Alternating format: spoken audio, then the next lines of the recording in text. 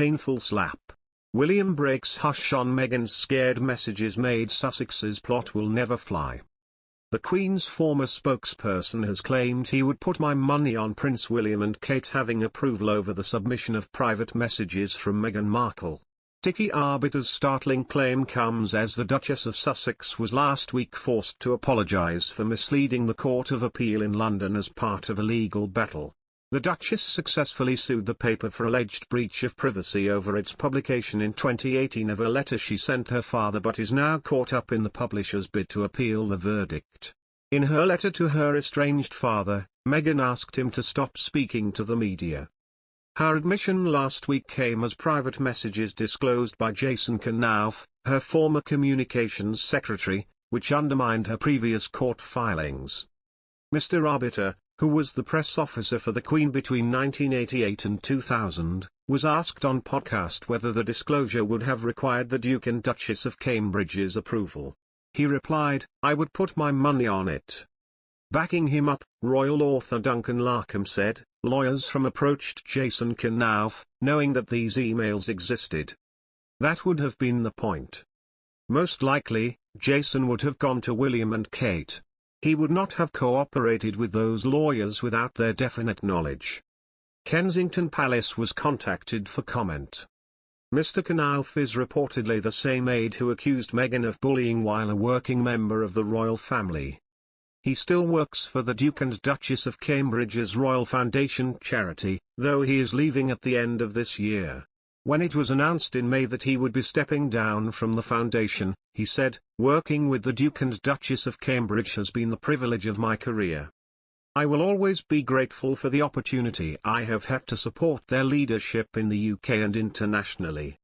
The Duchess of Sussex had successfully sued for the misuse of a personal and private letter and infringement of copyright in February, over the publication of an excerpt of it. However, Associated Newspapers, which owns the title, is currently appealing the ruling. The texts, produced by Mr. Knauf, show the Duchess had addressed the note to Daddy so it would pull on heartstrings if the letter were ever to become public. The new evidence forced her to submit a fresh witness statement in which she reportedly claimed, "I did not have the benefit of seeing these emails and I apologized to the court for the fact that I had not remembered these exchanges at the time." For Andrew Morton, there's no doubt in his mind that Prince William contributed to Prince Harry and Meghan Markle's exit from the royal family.